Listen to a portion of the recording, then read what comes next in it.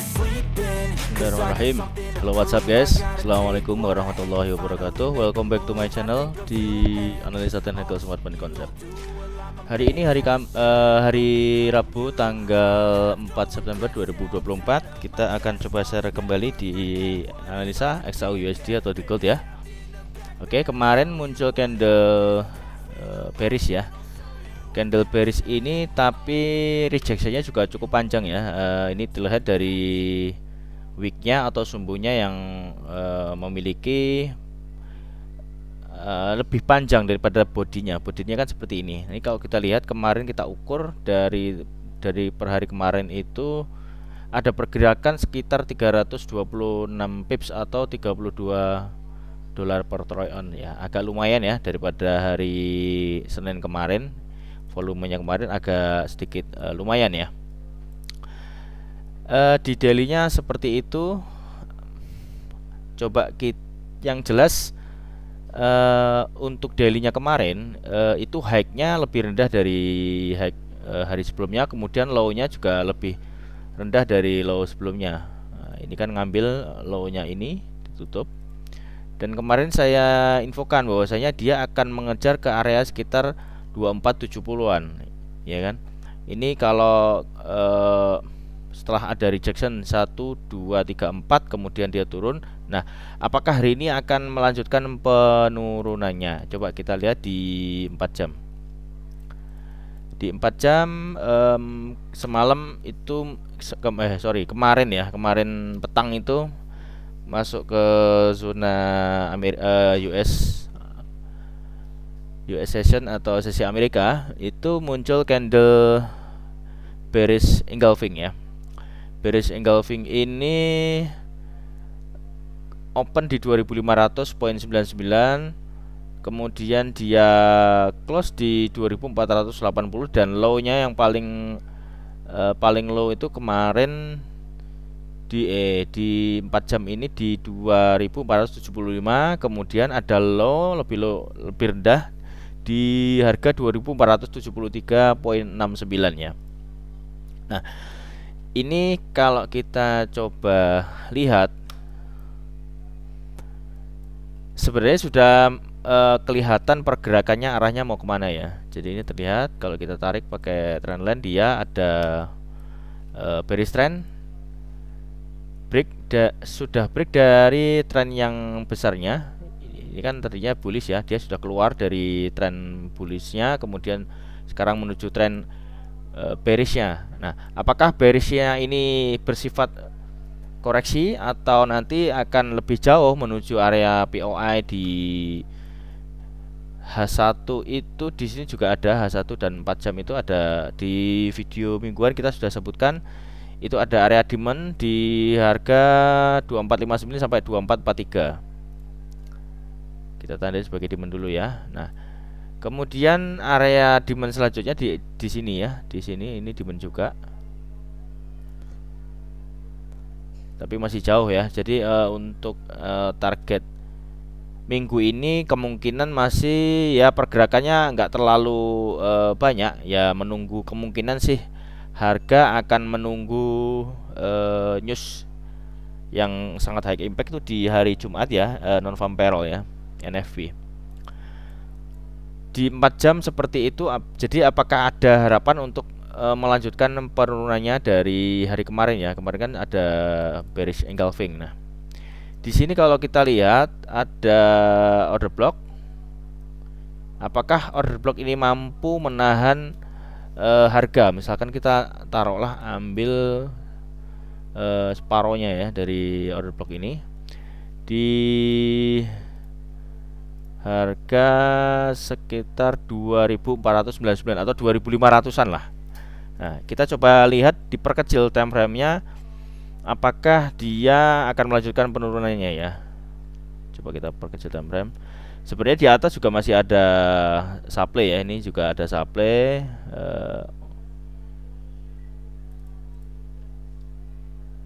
Ada order block juga, masih ada FVG.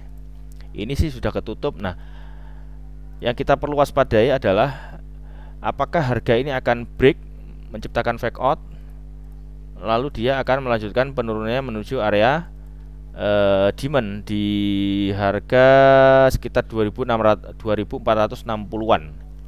Nah, ini yang akan kita tandain yang kedua ya. Jadi setelah kita tandain harga yang di sini, apakah ada reaksi di sini? Apakah ada sesuatu di low time frame gitu?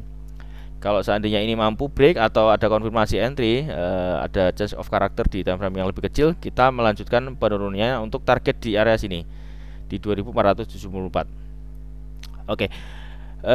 Kemarin kongres ya yang sudah ikutin di analisa saya di hari Selasa kemarin, saya pakai M5 ya. Saya pakai M5. Kemarin itu berhasil naik di sini. Nah, di M5 itu kan posisinya kalau kita flashback ya.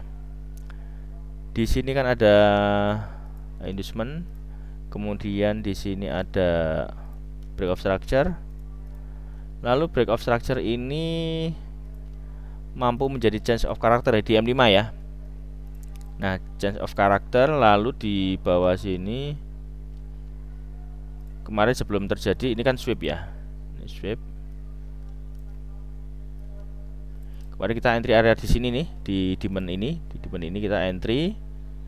Nah, target kemarin kan saya sudah tandain ya di sini, area sinilah. Nah, dia melanjutkan penurunannya. Cuman kemarin saya nggak entry sell ya, jadi cuman buy aja sampai sini sekitar berapa pips kemarin tuh. Kalau teman-teman masih ingat, jadi saya menarik trendline, dia break, kemudian dia kembali ke area situ. Ini kan liquidity. Ini kalau kita ukur dari area sini, kemarin kan pas waktu saya bikin video di area sini itu naik sekitar 120 pips ya, lumayan ya untuk time frame M5. Tapi sebenarnya saya menunggu tuh areanya tuh di sini. Nah, kita tunggu area sellnya kan di sini. Ternyata nggak sampai sana, dia sudah membuat pergerakan impulsif yang cukup kencang ya untuk penurunannya. Kemarin itu di sini dari level ujung sini sampai ujung bawah itu ya 300 pips. Ah, sayang sekali. Oke, kita coba di M5, kita coba mapping lagi ya. Mapping ini sementara masih menjadi sweep liquidity. Kemudian ini menjadi change of character. Jadi change of character ini di M5 yang di sini ini dibalas menjadi change of character kembali. Jadi gagal swing ya untuk di M5 ini. Kemudian change of character di M5, lalu di sini ada pullback jadi inducement low valid, ini menjadi break of structure ya, lanjutan ya. Nah, ini tadi yang saya bilang, apakah ada level-level di area tadi di sini ya, di sekitar sini. Di sekitar sini itu di H4. Apakah ada konfirmasi entry? Ini sebenarnya juga cukup rawan ya. Di sini satu kondisi ini kalau kita lanjut nge-sell juga posisinya udah di bawah. Apakah dia akan lanjut ke supply di H1? Nah, itu yang akan jadi pertanyaan ya. Coba kita ini break of structure di M5, lalu ini menjadi inducement ya. Inducement high valid low validnya di mana? Di sini high valid, jadi high valid, ini menjadi low valid. Oke, kalau kita coba tarik pakai Fibo, apakah ada area POI yang bagus ya? Coba kita lihat. Ini ada order block belum termitigasi. Ini sudah ambil, ditutup FVG-nya. Dia masih konsolidasi di area golden ratio. Di sini. Sorry, kalau yang susunan ini high-nya di sini. Di sini, maaf. Berarti kita carinya itu di sini. Oh, inducement udah ini, kemudian ini ada supply ya. Coba kita lihat supply-nya seberapa ya.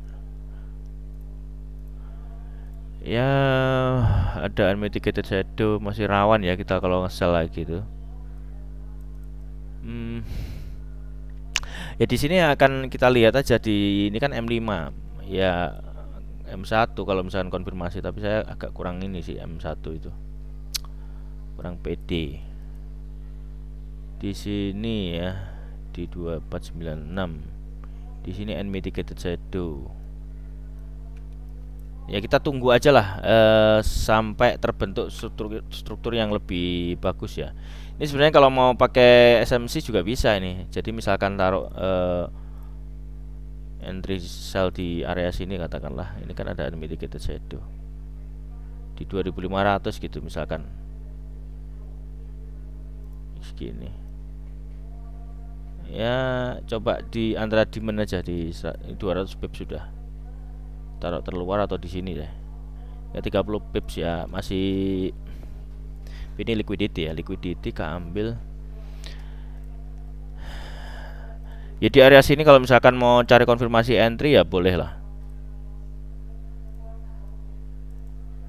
Cari konfirmasi entry di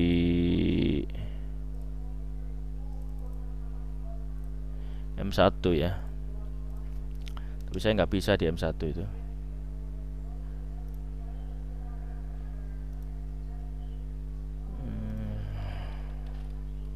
Coba kita bikin.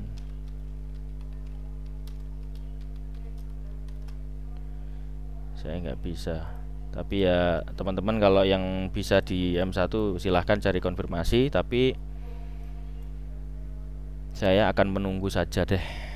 Ya kayak malam itu kita ketinggalan ya wes nggak apa-apa, mau gimana lagi, tertinggal. Nah sekitar segitu.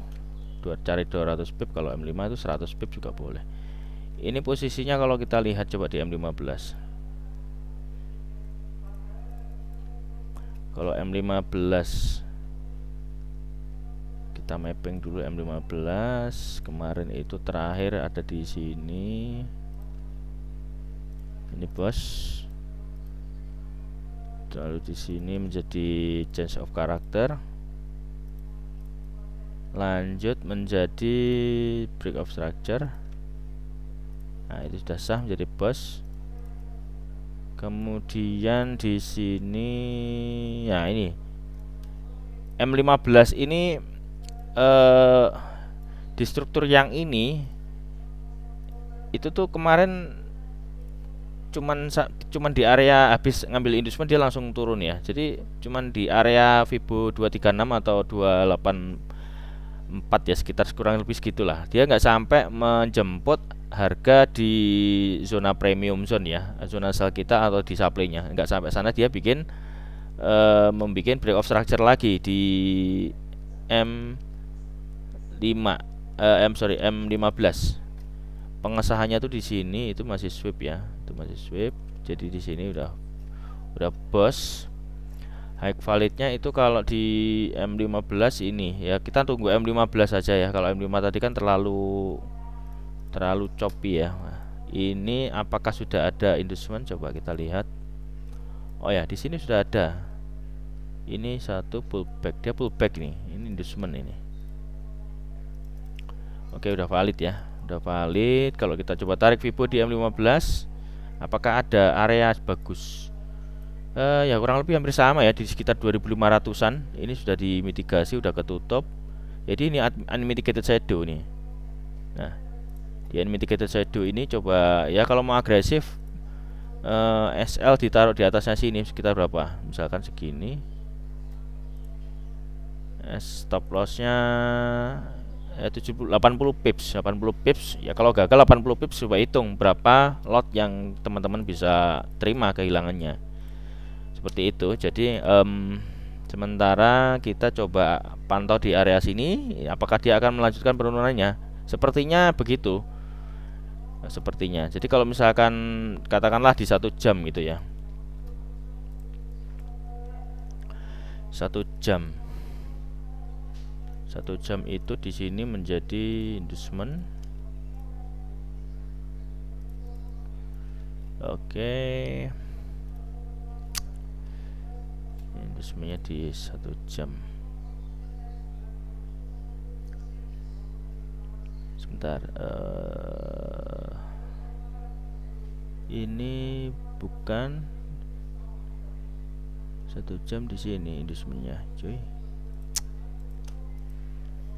Aduh. Ya, area supply-nya masih di sana.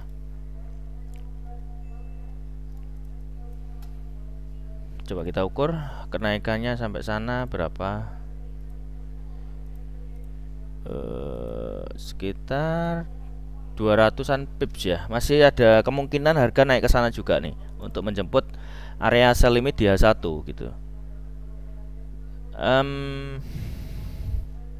Ini area juga area liquidity nih. Equal high ini. Equal high sebagai area liquidity.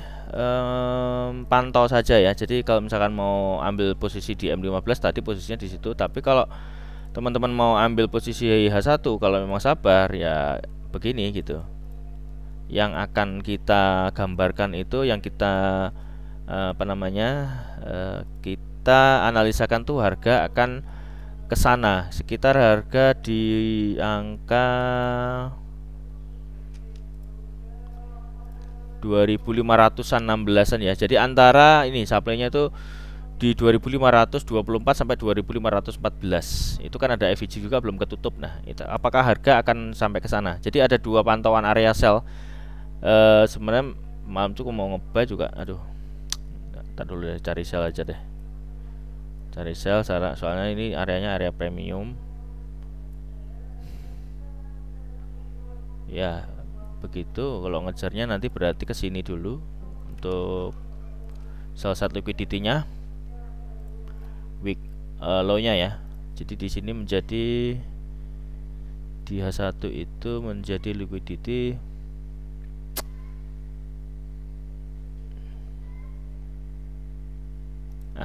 sell side liquidity-nya itu di harga 2473-an ya. Apakah harga akan menuju zona entry sell kita di H1 atau cukup respect di tadi di M15 lalu melanjutkan penurunannya? Ya kalau dilihat sih ya sana bisa nanti kalau kena SL kita tinggal entry lagi di sini pasang sell limit lagi gitu aja. Kalau ini kena SL lagi ya wes nggak apa-apa. Kalau kebanyakan lotnya ya habis deponya. Ya, coba kita cek di indeks dolar DXY. Oke, di indeks dolar apa yang terjadi? Oh, dia sudah keluar dari zona akumulasi, dia kembali lagi ke situ. Dia bikin higher high untuk H1, untuk daily-nya coba kita lihat. Oh, cukup impulsif. Oh, jadi dia bikin base. Dia bikin base setelah ada di daily-nya itu 3 hari berturut-turut bullish dan dia sudah berhasil break ya. Ini kan mother bar, di sini kan mother bar-nya. Nah, ini kuat reversal berarti ya kalau untuk indeks dolar ini. Jadi kita akan coba korelasikan ya antara indeks dolar dengan XAU-USD. Jadi teman-teman jangan berbicara lagi tentang protes XAU nggak ada hubungannya dengan indeks dolar ya. Ya dipikir aja sendiri ya. Ada hubungannya apa enggak ya. Nah, ini ada base, kemudian kecenderungannya ini harga akan melanjutkan kenaikannya gitu ya untuk indeks dolar menuju area di sini. Ini ada area order block di harga 102,521% ya kalau misalkan di indeks dolar. Coba kita cek di news. Oke, kita udah ada di news ya. Hari ini hari Rabu tanggal 4 September. Nanti malam jam 9 waktu Indonesia Barat ada rilis data tentang job opening ya. Jadi di sini data terlihat previousnya 8,16 juta, kemudian forecastnya 80,09. Jadi ada penurunan. Actual greater than forecast is good for currency. Nanti malam itu jam 9 ada prediksi indeks dolar akan ada pelemahan sedikit kemungkinannya. Nah, apakah nanti untuk XAU akan berhasil naik? Kalau kita lihat naik ya kemungkinan dia akan menuju ke supply H1 tadi gitu. Nah, Itu aja untuk sementara untuk hari ini. Oke, kita kembali ke Oke, kita udah ada di chart ya. Ada dua area, jadi yang kita tandain satu di sini, satu di atas. Jadi nanti bisa pantau. Tapi kalau saya ya melihatnya nunggu aja di sini deh.